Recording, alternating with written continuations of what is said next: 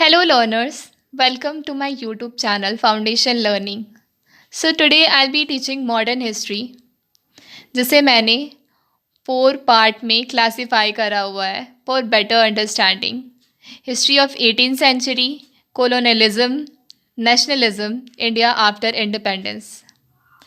तो first topic को हम स्टार्ट करते हैं, हिस्ट्री ऑफ 18th सेंचुरी, जिसे मैंने फर्दर 2 सब पार्ट में क्लासिफाई करा हुआ है, first half of 18th century and second half of 18th century. तो first half of 18th century में मुग़ल एम्पायर डिसइंटीग्रेट होने के बाद बहुत सारे रीजनल स्टेट्स फॉर्म हो गए थे। ठीक है, रीजनल स्टेट्स में भी कुछ ऐसे स्टेट्स थे जो कि सक्सेसर स्टेट्स थे, कुछ इंडिपेंडेंट स्टेट्स थे और कुछ रेबल स्टेट्स थे। सक्सेसर स्टेट्स वैसे स्टेट्स थे क्योंकि मुग़ल एम्पायर डिसइंटीग्रेट हो गई थी, वीक हो रही थी, तो मुग़ल एम्पायर के कुछ फॉर्मर ऑफिशियल्स ने इंडिपेंडेंट रूलर की तरह बिहेव करना शुरू कर दिया था।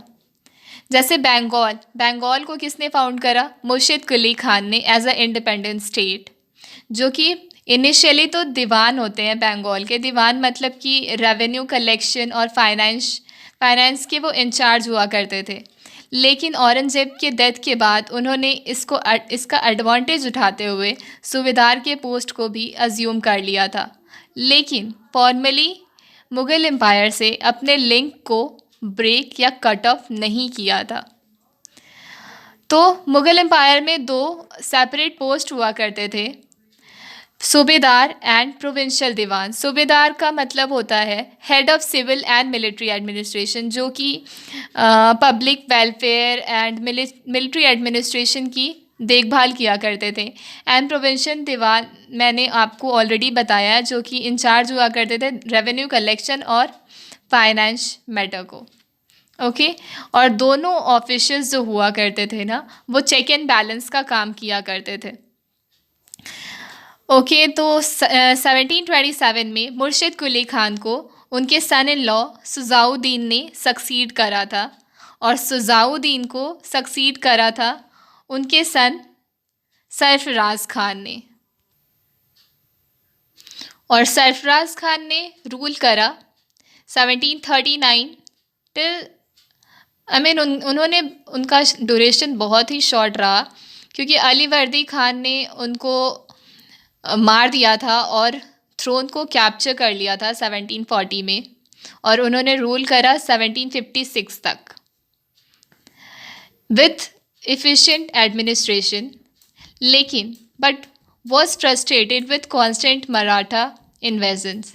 लेकिन अली वर्दी खान जो था वो बहुत ज़्यादा फ्रस्ट्रेट था, क्योंकि मराठा इन्वेजन हमेशा ही होते रहते थे। तो 1751 में उन्होंने एक मराठा के साथ ट्रीटी करी, जिसमें उन्होंने लार्ज पार्ट ऑफ उड़ीसा को मराठा को दे दिया with paying tax which was chauth. Okay, chauth एक वैसा टैक्स बोल सकते हैं। चौथ का मतलब 1/4 पार्ट ऑफ जो भी प्रोडक्शन है, जो एसेस रेवेन्यू है उस प्लेस का, वो जो थे अली वर्दी खान दिया करते थे मराठा को। ठीक है, 1757 में Sirajuddaulah nawab of Bengal defeated in battle of Plassey, जिन्होंने अली वर्दी खान को सक्सीड करा था। ओके, तो सेकंड सक्सेसर स्टेट अवध होती है, जिसे सादत खान ने इंडिपेंडेंट डिक्लेयर किया होता है, जो कि मुग़ल वज़ीर होते हैं, और उन्होंने 1722 में अवध को इंडिपेंडेंट स्टेट डिक्लेयर किया होता है, और उन्हें बुरहान उल मुल्क के टाइटल जो थी मुग़ल एम्पायर से मिली होती है। 1723 में सादत खान जो होते हैं उन्होंने फ्रेश रेवेन्यू सेटलमेंट को इंट्रोड्यूस करा होता है, एंड एक fair rate of land revenue को वो फिक्स करते हैं पीजेंट्स के लिए। सक्सीडेड, और सादत खान को सक्सीड करते हैं सफदरजंग आफ्टर डाइड इन 17 1739 में जब सादत खान की मृत्यु हो जाती है तो उनकी जगह पे सफदरजंग जो होते हैं वो मुग़ल वज़ीर बनते हैं। और नवाब जो होते हैं अवध को, उनको नवाब वज़ीर भी कहते थे। Safdarjung was succeeded by Shujauddaula, और सफदरजंग को सक्सीड करते हैं शुजाउद्दौला, जिन्होंने बैटल ऑफ बक्सर में भी पार्टिसिपेट करा था, जो 1764 में हुआ था।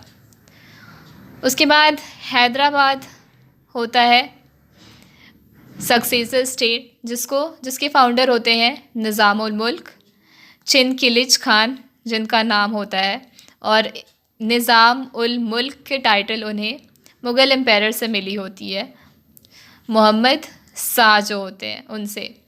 अज़्यूब मुग़ल वज़ीर पोस्ट फ्रॉम 1722 टू 24, और मुग़ल वज़ीर के पोस्ट को उन्होंने 1722 से 1724 तक वो मुग़ल वज़ीर के पोस्ट पर रहे थे, और उन्होंने हैदराबाद को इंडिपेंडेंट स्टेट फाउंड करा था और 1748 तक वहाँ रूल करा था।